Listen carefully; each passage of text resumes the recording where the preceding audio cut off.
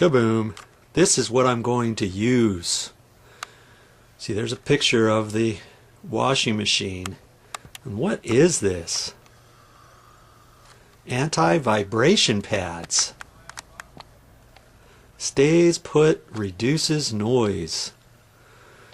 I'm going to try these, and I'm going to put those on the bottom underneath the feet. Now that I got everything adjusted, I'm going to put those on there, and I think that's going to do the trick. Now, do all washing machines need these? Probably not. But if you have a troublesome one, like this one here, we're going to use these little pads. Okay? Now to figure this out. See there, prevent appliances from unwanted movement, walking across the floor like this one. Diminish vibration from your washer, prevent noisy rattling throughout the house, protect floors. That's why I'm going to use this. I'm reading the directions, and it came with these little pads, and they're kind of like gel. And it's like, how do you put these on? And I read the back of the directions, and the directions say, remove protective covers from gel inserts. Place the gel insert onto the bottom of the anti-vibration pad. And the bottom of the pad has circular pattern. Okay, so here's the circular pattern. We know that's where the foot is going to be, so we're going to set that down on the ground. They want me to take these little gel pieces and take it apart off of this plastic goodie. See if I can get it.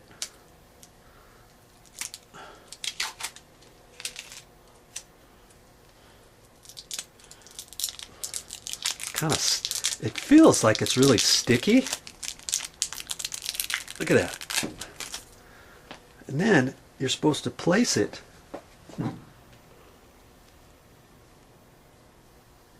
right on there like that. But see, it's like, doesn't want to stick to the rubber very well, does it? But I think once the pressure of the washer machine goes down, you know, I'm going to then set this down on the ground, position it underneath the foot. So I've got to raise the washing machine now, and then gently position this under, and then lower it down. I'm here all by myself, so I'm going to have to lift up the back, put a hammer under there or something like that, reposition those, lift it back up, pull the hammer out, or 2x4, whatever you got. See, if you had somebody to help you, it'd be a lot easier. Okay? I'm going to get these all set up, ready to go. Just like that. So far, so good. Now see, before I lift up everything, put everything into position, I want to make sure that this washing machine is exact where I think it needs to go, you know? I think I'm going to slide it over a little bit, keep it off that where the hot water heater little pedestal is, and get it situated back maybe just a hair or so, you know. Once I've got that determination, then I can tilt it up one side, then the other, put those pads under there. Once you get it positioned exactly where you want it, made the determination where it goes, I'm going to have to rearrange the dryer just a little bit. You want to sweep out down there, you know, where the gel pads are going to go, so sweep all that out before you put those gel pads down. Here's my little helper today. Anything that you can get as a shim to lift up, push it under there. Okay? Now I can position these little feet down here exactly where I want them. In fact, I think I got to go up a little bit higher. Okay, so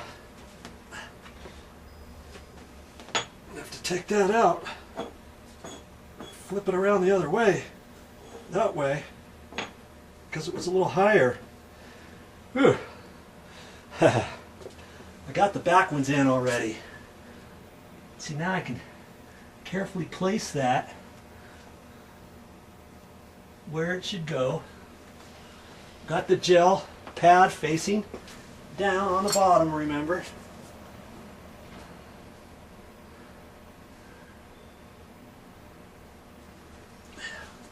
I'm going to raise this back up and pull that out of there. Ooh, there it is.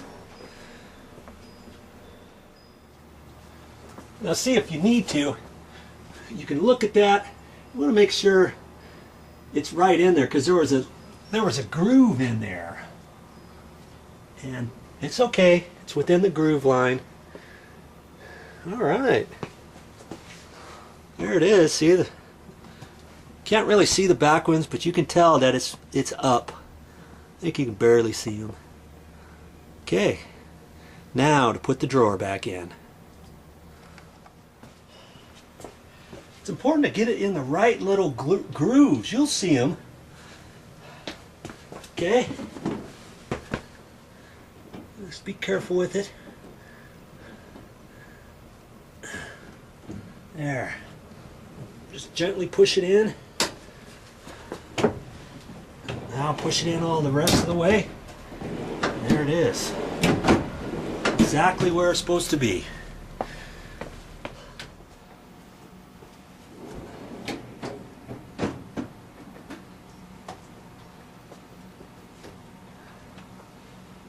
Ready for the first customer.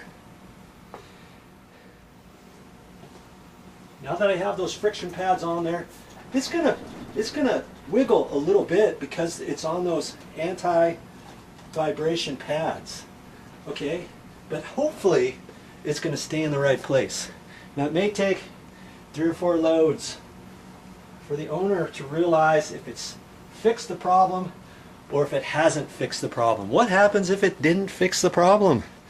Well, that might mean the service tech has to come out and do some work. Maybe the bearings are wobbly around there and there's some loose bearings, or something needs to be tightened up and it's out of balance or something.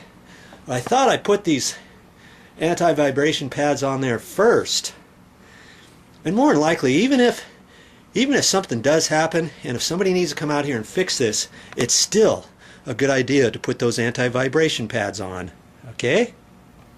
It took a little bit of work, and I'm a little bit out of breath because I was here all by myself. But you know what? If I can do it, an average Joe, you can do it.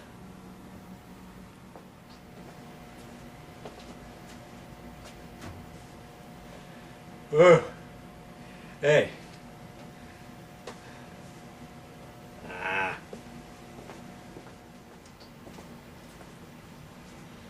Whew. Well, that's all I have time for today. But I'll be back with more videos.